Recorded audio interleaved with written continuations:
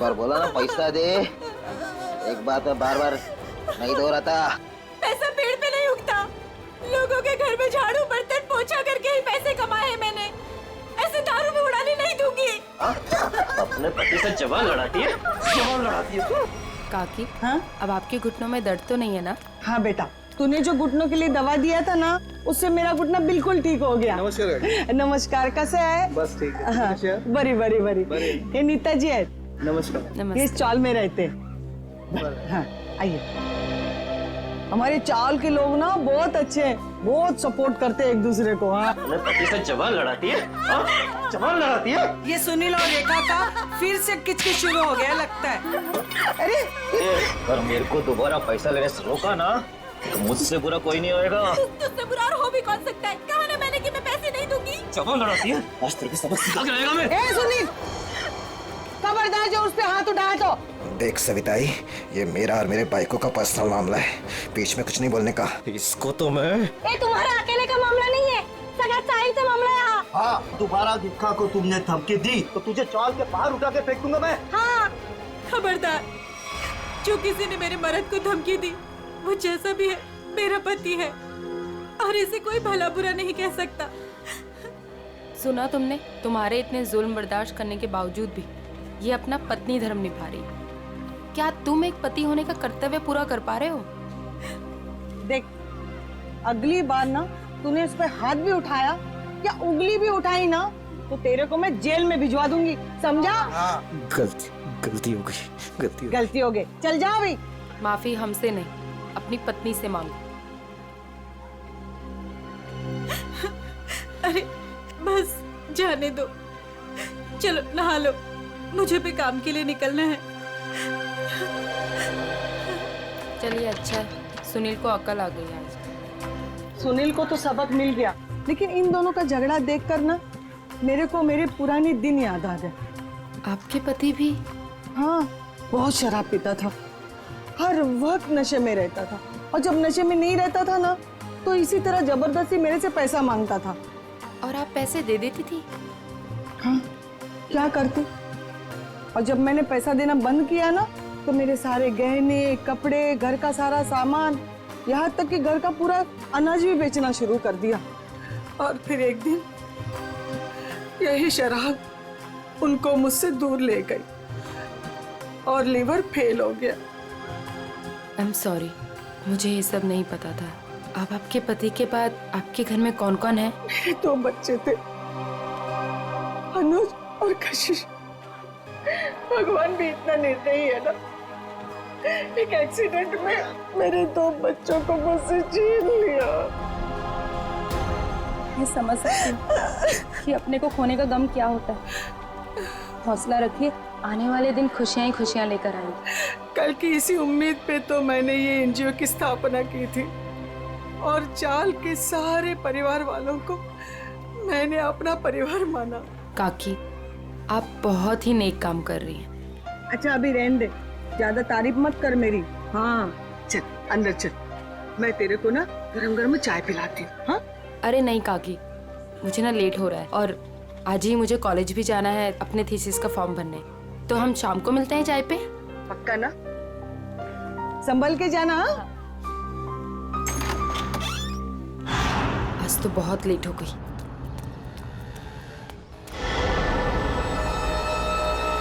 ये तो वही लड़का है, आज तो इस रोमियो को सबक सिखा कर आऊंगी। हेलो ओए मिस्टर, हेलो, रुक, कब से मेरा पीछा कर रहा है? रुक, भागता कहाँ है? रुक। भाग गया, पता नहीं कहाँ कहाँ से आ जाते हैं। पर सविताई, मुन्नी को स्कूल भेजकर क्या फायदा? बाद में उसे शादी करके चूल्हा चौका ही तो संभालना है। यही तो गलत मानसिकता है उर्मिला। शिक्षा ग्रहण करने के लिए जितना अधिकार लड़कों का है ना, उतना ही लड़कियों का भी है। आज हमारे देश में ज्यादातर परिवारों में महिलाएं उतना ही आर्थिक सहयोग देती है जितना कि पुरुष। क्यों नीता, मैंने ठीक कहा ना? बिल्कुल कहा। आज के जमाने में स्त्री का अस्तित्व उसके पिता या पति पे निर्भर नहीं करता, लड़की को भी पूरा अधिकार है ताकि वो अपनी पहचान बना सके और समाज के साथ कंधे से कंधा मिलाकर आगे बढ़ सके।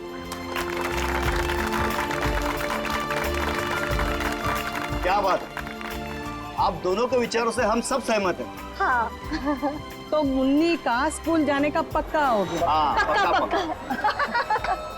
ये फिर से यहाँ आ गया। लगता है इसको सुबह की डांट का कुछ असर नहीं हुआ। कौन है ये नीता, तुम जानती हो?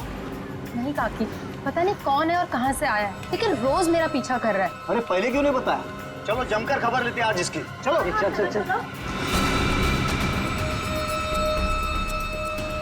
हेलो, तुम मेरा पीछा करते करते यहाँ तक आ गए? क्या कर रहे हैं? चाहते क्या वहाँ? अरे कहाँ जा मैं रहे हैं? तुमसे बात कर रही हूँ। अरे सुनाई दे रहा है कि नहीं दे रहा है? क्या हो गया इसे? अरे सीढ़ी, अरे ये तो छत, अरे सुनो, छत के ऊपर जा रहा है। कहाँ जा रहे हो? एक किधर जा रहा है ये? रुको। हाँ, अरे क्या कर रहा है? अरे नीचे उतर। अरे खोपड़ी सटक ली है तुझी, क्यों जान देना चाहता है अपनी? अरे बोल ना कुछ। अरे बोल। मैं यहाँ कैसे आया? इधर क्या कर रहा हूँ मैं? तेरे को नींद में चलने की आदत है क्या? हाँ? कब से बुला रहे हैं तेरे को? ड्रामा मत करो, बताओ कि मेरा पीछा क्यों कर रहे थे? मैं बात करती हूँ। बेटा देख, तेरे दिल में ना जो कुछ भी है सच सच बता दे। तू नीता को पसंद करता है क्या? वो बात नहीं है, मैं तो नीता जी का बॉडीगार्ड हूँ। इनके पिताजी ने मुझे इस काम पर रखा था कि इनकी मैं रक्षा करूं। उन्होंने ये भी कहा था कि इनको पता न चले। झूठ मत बोलो, मेरे पापा मुझसे बिना पूछे कुछ नहीं कर सकते। मैं सच कह रहा हूँ, ये मेरा आईडी कार्ड।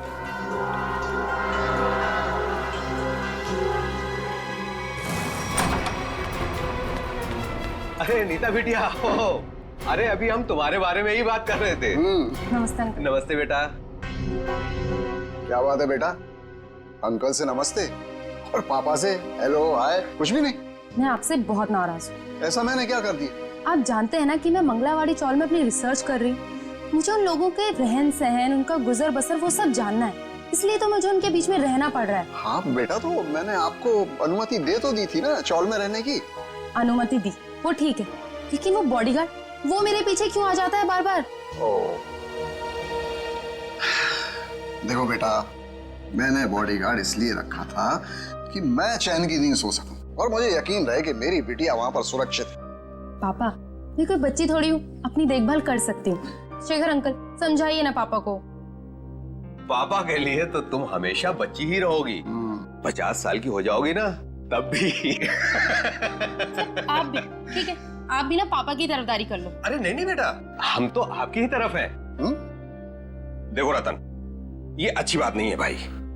नीता बिटिया को उसकी पर्सनल स्पेस मिलनी चाहिए। लेकिन शेखर, तुम्हें तो पता है ना शहर में जुर्म कितने बढ़ गए। अब मैंने एक बॉडीगार्ड रख लिया तो कौन सा पहाड़ टूट गया यार। मुझे ना आपसे कोई बहस नहीं करनी। कल मेरा जन्मदिन है और ये मेरा जन्मदिन का गिफ्ट कि नो बॉडीगार्ड। अरे हाँ, कल तो नीता बिटिया का जन्मदिन है। अरे यार, मैं तो बिल्कुल भूल ही गया था। लेकिन मैं कैसे भूल सकता हूँ मेरी प्यारी प्यारी बिटिया का जन्मदिन। मैंने जन्मदिन की खुशी में एक बहुत बड़ी पार्टी रखी है। पार्टी? ठीक लगा ना बेटा?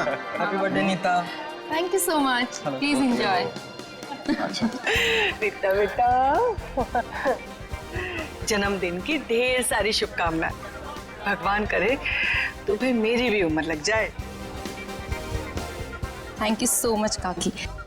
पापा, ये सविता काकी है, मैंने बताया था ना आपको इनके बारे में। हाँ, नमस्ते नमस्ते। हमारी बिटिया आपकी बहुत तारीफ करती। आपकी बेटी भी बहुत बहुत अच्छी है। Thank you very much.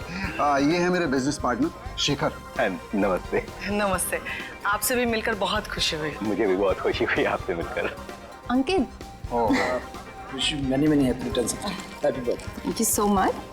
अरे sir, looking handsome sir. Thank you. अच्छा सर, कल हमारे नए प्रोजेक्ट की मीटिंग फिक्स हुई है, सुबह 10 बजे। 10 बजे, ओके डन। हेलो जी, ये मेरी बर्थडे पार्टी है, आपका ऑफिस नहीं, तो ये जो अपना काम है ना ऑफिस तक ही रखिए। सॉरी बेटा, सॉरी। आई एम सॉरी, आज काम की कोई बात नहीं हो गई, ठीक है। चलो अब केक काटे। पापा बस एक मिनट, छोटा सा सरप्राइज है। रामू, श्याम, जल्दी से सारे मेहमानों के चश्मे ले आओ। चश्मे। चश्मे? ये देखिए, रंग बिरंगे चश्मे। सो आज का थीम है गॉगल्स, तो ये सबको पहनने हैं। Okay guys? Very innovative idea.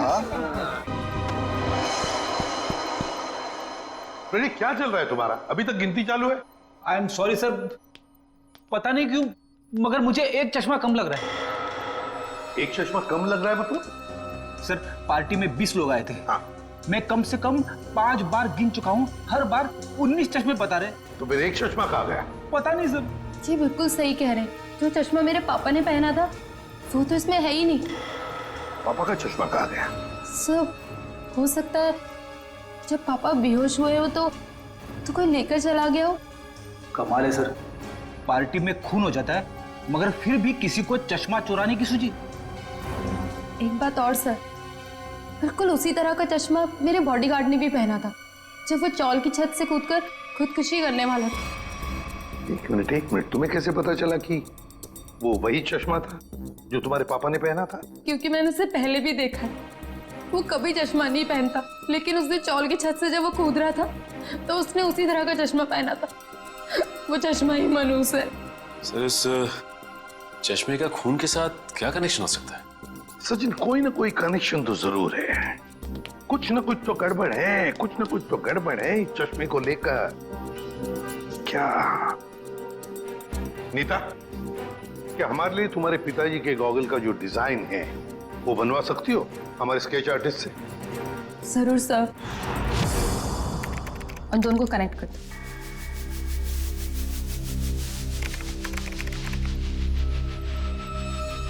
Sir ठीक है, थैंक यू। कमाल का डिजाइन है ये इस चश्मे का। सर ये चश्मा तो कस्टम मेड लगता है, क्योंकि रेडीमेड चश्मों की डिजाइन ऐसी नहीं होती। हाँ श्रेया, ये ऑर्डर दे के, डिजाइन देकर बनाया गया चश्मा है ये। पता लगाना पड़ेगा शहर में ऐसी कौन सी दुकानें हैं, कितनी दुकानें हैं जो इस तरह के चश्मे बनाती हैं। फिर सानिया की आया के बारे में भी पता लगाना पड़ेगा। हेमलता जी? कौन है? आप सानिया की आया थी ना? हाँ, पर आप लोग? देखिए, हम सीआईडी से। सीआईडी? माफ करना माँ जी, हम लोग ने आपको परेशान किया।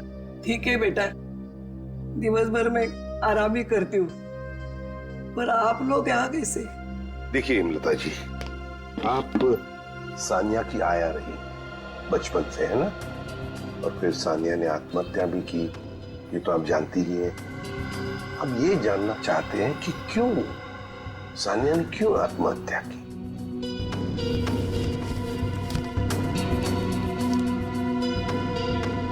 बहुत दिनों बाद इन बूढ़ी आंखों को आप लोगों ने नम कर दिया। हम आपका दुख समझते हैं। मैं हूँ जिम्मेदार, मैं हूँ। या तो रतन जी को मैंने मनाना चाहिए था उस रिश्ते के लिए, वरना सानिया को मजबूर करना चाहिए था वो लड़के को भूलने के लिए। लड़का? कौन लड़का? जिससे वो प्यार करती थी। प्यार करती थी? अच्छा, तो फिर हुआ क्या? वही अमीर गरीब लड़का, गरीब था ना। एक दिन अचानक वो लड़का कहीं दूर चला गया। महीनों इंतजार करती रही सानिया, न खाती थी न पीती थी, वो अपने बंद कमरे में रोती रहती थी। वो लड़का कौन है, कहाँ रहता है, क्या उसका कोई टेलीफोन नंबर वगैरह है आपके पास? नहीं, सानिया ने कभी उसका नाम या पता नहीं बताया अभी। चल ठीक है, कोई बात नहीं। सॉरी, हमने आपको बहुत तकलीफ दी। आराम कीजिए। सर, सोच रही हूँ दया सर के लिए एक चश्मा ले लूं। दया का बर्थडे आने वाला है क्या? नहीं सर, वो हमेशा ना मुझसे उखड़े उखड़े रहते हैं, इसीलिए। अच्छा, गिफ्ट देके उनको खुश करना चाहती हो? नहीं सर, उन पे बहुत अच्छा लगेगा, इसलिए। बाद में देखते हैं। एक्सक्यूज मी जी, कहिए, किसके लिए चश्मा दिखाऊं? एक मुजरिम के लिए। मुजरिम के लिए चश्मा? मैं कुछ समझा नहीं। जरा ये डिजाइन देखो चश्मे की। ये आपने ही बनाया था? जी हाँ। आपको पसंद है? आप लोगों के लिए भी बनवा दूं? नहीं नहीं, आप हमें माफी कीजिए। आपका बनाया हुआ ये चश्मा पहनकर लोग उल्टी सीधी हरकतें करने लगते हैं। कोई छत पे पहुंच जाता है छलांग लगाने, तो कोई किसी को गोली मार रहा है। क्या मजाक कर रही हैं आप? ये सब मेरे चश्मे की वजह से हो रहा है? हम मजाक के मूड में नहीं है। सीआईडी, अब जरा ध्यान से बताओ, किसके लिए बनाया था ये? 1 मिनट सर।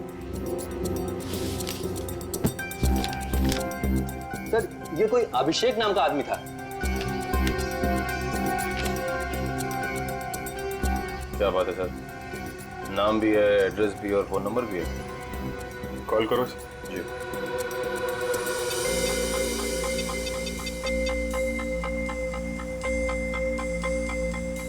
सर, नंबर गलत है।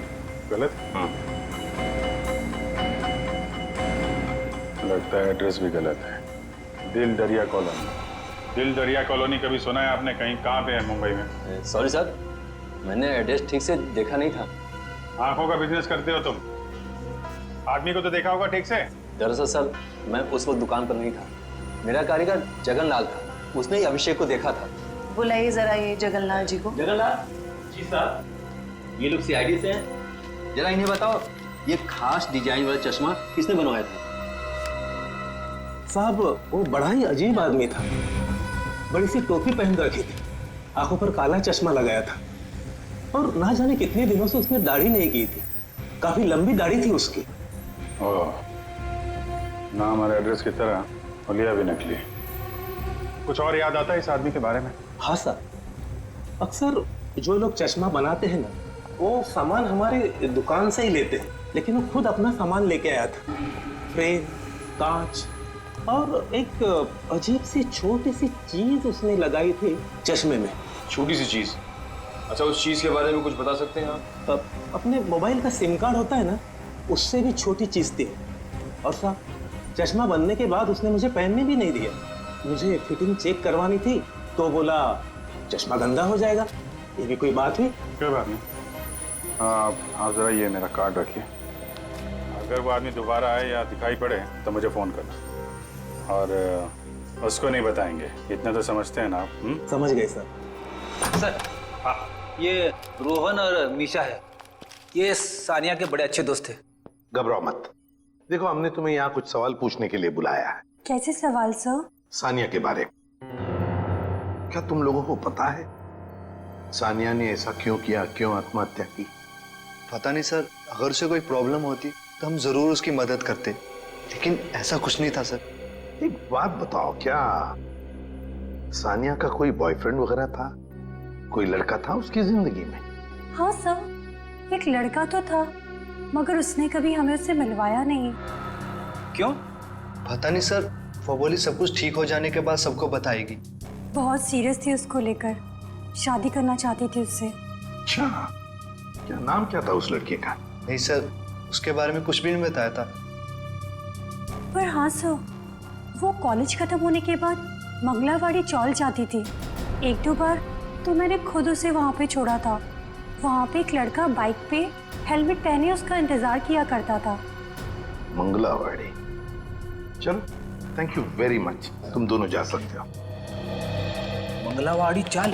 सर, नीता तो वहीं पे रिसर्च करती थी। और उसकी बहन सानिया, नीता की बहन सानिया जिस लड़के से मिलने जाती थी, वो मंगलावाड़ी चाल में ही रहता है। मंगलावाड़ी चाल में। कुछ समझ गए? समझ गया सर। मतलब ये नीता उस लड़के को जानती है, मगर जानबूझ के हमसे छुपा रही है। हाँ, मंगलावाड़ी चाल। इस लड़की को देखिए, क्या आप में से कोई भी इसे जानता है, कभी देखा है? हाँ, ये अक्सर हमारे चौल में आया करती थी उस लड़के से मिलने। कौन सा लड़का? मनोज नाम था उसका, इसी चाल में रहता था वो। रहता था मतलब? अब नहीं रहता? वो दरअसल कुछ साल पहले उसे सजा हो गई थी। अब तक तो सजा पूरी भी हो गई होगी, पर वो वापस लौटा नहीं। क्या क्या किया था उसने? सर, पक्के से तो पता नहीं। पुलिस कह रही थी चोरी चकारी का इल्जाम है उस पर। मनोज, चल, thank you very much. Sir, जिस मनोज की आप बात कर रहे हैं, उसका तो सर कोई भी पुलिस रिकॉर्ड नहीं है। सुमी जी, ये कैसे हो सकता है, जबकि मंगलावाड़ी चाल में रहने वाले लोगों ने हमें बताया कि 5 साल पहले मनोज को उसी चाल में से गिरफ्तार किया था। सर सारी फाइलें आपके सामने रखी हुई हैं। 5 साल के सारे रिकॉर्ड आप देख चुके हैं, मगर कहीं भी इस नाम का कोई शख्स नहीं है। हो सकता है मनोज की फाइल गुम हो गई। ऐसा कैसे हो सकता है सर? क्यों नहीं हो सकता? तो फिर मनोज की फाइल मिल क्यों नहीं रही है? हो सकता है सर आपको कोई गलत इंफॉर्मेशन मिल गई हो, या फिर इस नाम का कोई शख्स हो ही ना, या फिर चौल वालों ने आपसे झूठ बोल दिया। होने को तो यह भी हो सकता है कि मनोज की फाइल यहां से जानबूझकर गायब की गई।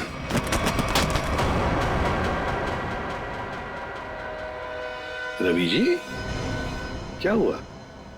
तबीयत बिगड़ गई क्या? ये अचानक पसीना क्यों आने लगा?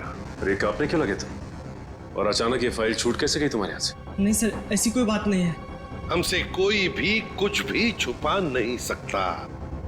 बताओ क्या बात है? भागता किधर? लगता है सर ये बिना दवा खाए इसकी बीमारी ठीक होगी नहीं।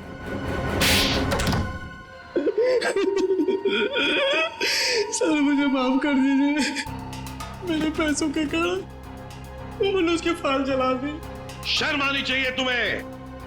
पैसों की लालच में तुमने एक मुजरिम की मदद की, और तो और अपने नौकरी से गद्दारी की, अपने देश से भी गद्दारी की तुमने। कौन से जेल में है मनोज? सर तिलक नगर जेल में था। 7 साल की सजा थी उसे। अच्छे व्यवहार के कारण 4 साल में उसे रिहा कर दिया गया। सर अगर वो अच्छे बर्ताव के लिए रिहा हो ही रहा था तो फिर रिकॉर्ड नष्ट करने के लिए उसे घूस देने की क्या जरूरत थी? सचिन, शेखर और रतन, इन दोनों के बीच में जो बहस हुई थी उसमें शेखर बोल रहा था कि वो वापस आया है, तो फिर जरूर वो मनोज के बारे में बात हो रही थी। सर उस चश्मे वाले का फोन। हाँ सर, मैं जगन्नाथ चश्मे वाला। सर अभिजीत सर का फोन नहीं लग रहा था, इसलिए मैंने आपको फोन किया। हाँ बोलिए। सर वो आदमी फिर आया था चश्मा बनाने। अब इस वक्त कहाँ है वो आदमी? सर वो जाते वक्त फोन पे बात कर रहा था, कह रहा था कि किसी विद्युत नगर जा रहा है, सेक्टर 5। विद्युत नगर? नीता भी तो विद्युत नगर में रहती है। माय गॉड, नीता की जान को खतरा है। हाँ एसीपी सर, हम नीता के घर पहुंच गए हैं।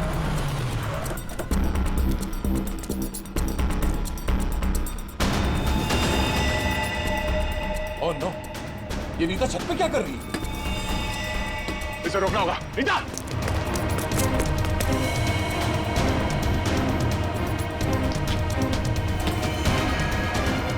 नीता!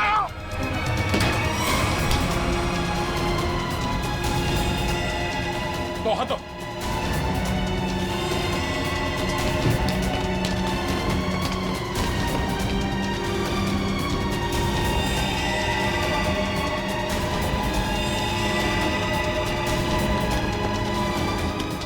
पकड़ो। आ जाओ। मयूर चश्मा। ये क्या कर रही थी तुम? अपनी जान क्यों दे रही थी? जान दे रही थी? मैं क्यों अपनी जान दूंगी? तुम छत पे क्या करने आई थी? छत पे? मैं छत पे क्या कर रही हूँ? मुझे कुछ याद नहीं आ रहा। मैंने वो चश्मा पहना था और पता नहीं मेरा सर दर्द हो रहा है। सर इस केस में ये क्या हो रहा है? लोग अचानक खुदकुशी करने चले आते हैं। सारे हादसों में एक चीज कॉमन है, ये चश्मा। ये चश्मा पहनने से पहले क्या हुआ था वो तो याद है ना तुम्हें? हाँ सर। नीता, मुझे पता है तुम पर क्या बीत रही होगी, लेकिन तुम चिंता मत करो, सब ठीक हो जाएगा। काकी, ये क्या है? ऐसी हालत में मुझे ये गिफ्ट तुम्हें देते हुए बहुत अजीब लग रहा। गिफ्ट? हाँ, तुम्हारा बर्थडे था ना, तो हमारे चौल के बच्चों ने अपने हाथों से बड़े प्यार से तुम्हारे लिए गिफ्ट बनाया।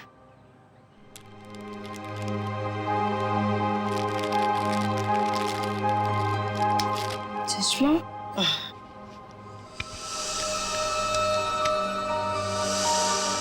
ये सविता जी कौन? सविता जी मंगलवाड़ी चौल में रहती हैं। बड़ी नेक औरत है।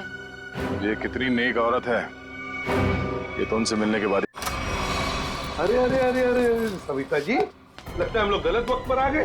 कहीं जा रही थी आप? हाँ, वो कुछ जरूरी काम आ गया था, इसलिए मैं कलकत्ता जा रही हूँ। लेकिन क्या करें, अब तो आप कलकत्ता जा नहीं पाओगी। क्यों नहीं जा पाऊंगी? वो क्या है ना कि मुजरिमों को यहाँ खुले घूमने की आजादी नहीं। मुजरिम? कौन मुजरिम? शराफत का नकाब उतार। नीता ने हमें सब कुछ बता दिया है। मेरे को कुछ काम है, मैं अब तक तुम्हारी उम्र का लिहाज कर। मुझे सख्ती बरतने पे मजबूर मत करो प्लीज। बताइए। मैंने जो कुछ किया अपने बच्चों के मौत का बदला लेने के लिए किया। बच्चों की मौत का बदला? हाँ, नीता के पिता रतन ने मेरे दोनों बच्चों को मार डाला अपने बिजनेस पार्टनर शेखर की मदद लेके। जान ली? लेकिन क्यों? क्योंकि उसको गलतफहमी हो गई थी कि मेरा बेटा तनुज वही लड़का है जिसे उसकी बेटी सानिया प्यार करती थी। क्यों हुई ऐसी गलतफहमी? क्योंकि एक दिन तनुज सानिया को घर छोड़ने गया था तो रतन ने देख लिया और वो गलत समझ बैठा। फिर शेखर ने गुंडे भेजे इधर मेरे घर पे मेरे दोनों बच्चे तनुज और कशिश को मार डाला। मैं उस टाइम पे घर पे नहीं थी इसलिए जिंदा बच गए। पर नीता ने क्या बिगाड़ा था तुम्हारा? उसे क्यों सजा दी तुमने? क्योंकि रतन ने मुझसे मेरे बच्चे छीने साहब। उसको वही दर्द देना चाहती थी। मनोज कहाँ पर है? मनोज? कौन मनोज? वही मनोज जिसने तुम्हें बदला लेने में मदद की थी। साहब मेरे को नहीं मालूम। बताना तो पड़ेगा ही। ये जादू वाला चश्मा कहां से बनवाया? मनोज कहां पर है? आइए आइए जनाब, आप ही का तो इंतजार था। आइए। बड़े खुश नजर आ रहे हो, क्या बात क्या है? बात ही ऐसी बॉस, आज मैं आपको एक कमाल का जादू दिखाता हूँ। देख साउंड के मेरे पास मजाक करने के लिए वक्त नहीं है, जल्दी बता। अरे यार 2 मिनट, हमेशा काम करते रहते हो, जरा जादू देखो प्लीज प्लीज। तारिका लेके आओ। एक देखो देखो देखो क्या होता है, देखो। ये लीजिए। Very good. सचिन यार तुम ये जरा चश्मा पहन लो। चश्मा? लेकिन मैं ही क्यों सर? अरे पहनो पहनो, मैं हेल्प करता हूँ तुम्हारी। अब सचिन जरा ध्यान से देखो और बताओ कि ये चश्मा वहां से ला करके किसने दिया? अरे सर कैसी बात करते हैं? तारिका ने। नहीं सचिन, गौर से देखो, ये चश्मा वहां से उठा करके तारिका नहीं श्रेया लेकर के आई। मैं? अरे सर कैसी बात कर रहे हैं आप? आपके सामने जो खड़ी है वो तारिका है और जो यहाँ खड़ी है वो श्रेया है। सचिन जरा गौर से देखो और फिर बताओ, तुम्हारे सामने जो खड़ी है वो तारिका नहीं है, वो श्रेया है। सचिन। हाँ सर, मेरे सामने जो खड़ी है वो श्रेया है।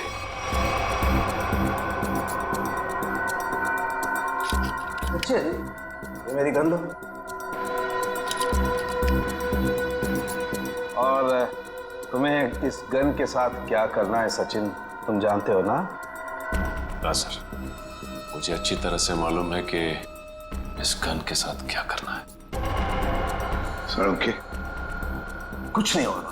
सड़ोंके ऐसी मजाक मत कर प्लीज बिलीव मी। हाँ सचिन, तो पता है ना तुम्हें क्या करना है इस गन से? हाँ सर पता है।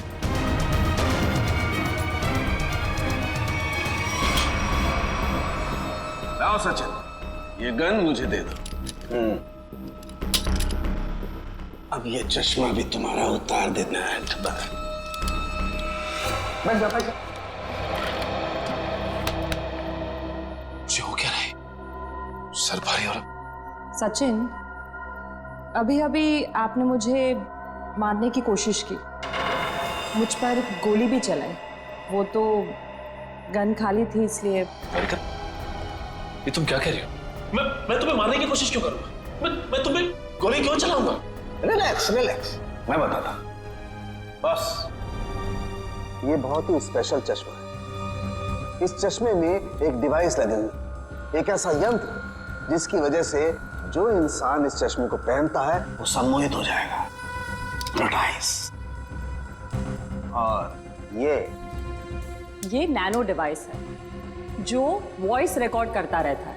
तो जिस इंसान ने चश्मा पहना है उससे ये बताता रहता है कि उसे एग्जैक्टली करना क्या है।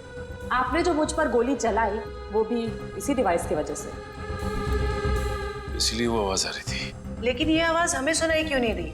वो इसलिए क्योंकि वो आवाज बहुत ही ज्यादा धीमी है। बॉस, वो आवाज इतनी कम है कि बाजू में खड़ा इंसान भी वो आवाज सुन नहीं सकता है। और जैसे ही ये चश्मा उतारा जाता है, आदमी भूल जाता है कि उसने जब वो चश्मा पहना था क्या किया था उस वक्त। एग्जैक्टली। और इसीलिए रतन जी को ये याद नहीं था कि इन्होंने शेखर पे गोली चलाई। और उस बॉडीगार्ड को भी इसीलिए पता नहीं चला कि वो कब छत पर गया और कब छलांग लगाई। ये सारा इस मनोज का किया हुआ कर्म है।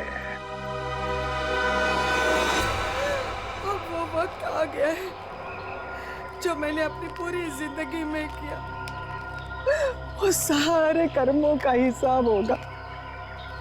अफसोस पाप का घड़ा उनमें से भी भारी है, लेकिन मेरी जैसी औरत का जीने का कोई अधिकार नहीं है, कोई अधिकार नहीं है। उम्मीद करती हूँ अगले जन्म में अच्छा इंसान बनने की कोशिश करूंगी।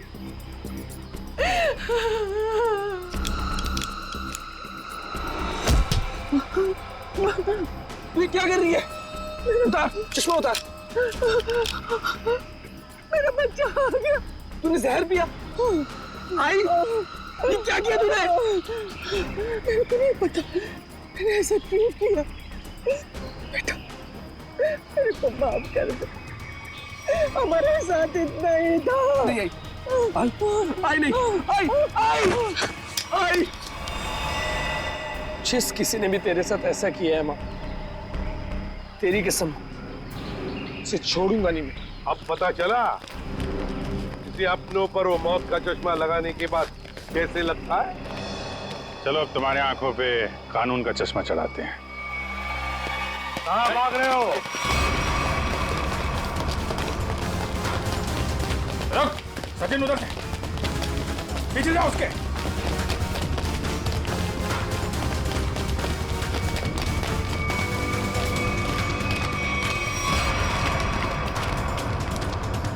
Wish you many happy returns of the day. Happy birthday. so much. अब जेल की चक्की पीसने की तैयारी करो।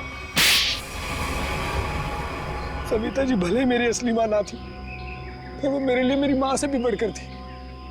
उनके बच्चों के मरने के बाद उन्होंने मुझे ही अपना बेटा माना था। मतलब तनुज और कशिश के बाद? हाँ, उन दोनों बच्चों की मौत कोई हादसा वादसा नहीं थी, बल्कि उनका खून हुआ था, जिसे किया था नीता के पिता रतन कुमार ने। और मुझे झूठे रॉबरी के केस में फंसाया भी उन्होंने ही था। इसलिए मैंने प्लान बनाया, बदला लेने का प्लान। और रतन की कंपनी में ही नौकरी कर ली, लेकिन रतन ने तुम्हें पहचाना नहीं? रतन और शेखर ने मुझे नहीं पहचाना, क्योंकि उन्होंने मुझे कभी देखा ही नहीं था। और इसी बात का मैंने फायदा उठाया, और जेल से छूटने के बाद ना ही मैंने सविता माँ के बच्चों का बदला लिया, बल्कि अपनी सान्या, जिसे मैं इतना प्यार करता था, उसकी भी मौत का मैंने बदला लिया। हमारे पास चले आते, हम तुम्हें न्याय दिलाते। कानून पर से तो विश्वास ही उठ गया था मेरा, इसलिए मैंने खुद ही न्याय करने की सोची। नीता से दोस्ती की, फिर उसे मार दिया। सान्या से प्यार करते थे तुम, इसे प्यार कहते हो?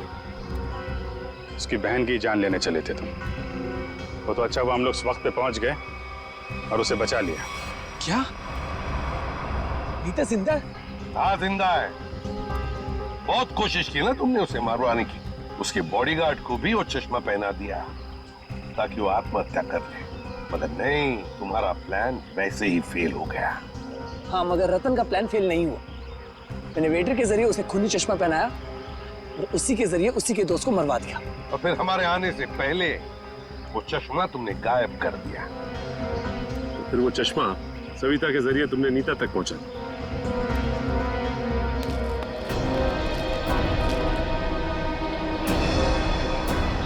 माँ, तू जिंदा है? मैं जिंदा हूँ। मेरे को माफ कर दो मनोज बेटा, ये सब कुछ मुझे सीआईडी को बताना पड़ा।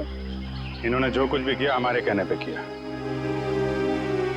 अपना बदला पूरा करने के लिए तुमने बहुत नाटक किया, और तुम्हारी असलियत सामने लाने के लिए हमने भी एक छोटा सा नाटक किया। क्या मिला तुम्हें? इस बदले की आग ने तुम्हें कहां से कहां पहुंचा दिया। अब जेल की सलाखों के पीछे सड़ते बैठना, कानून तुम्हें कड़ी से कड़ी सजा देगा, शायद फांसी ही होगी।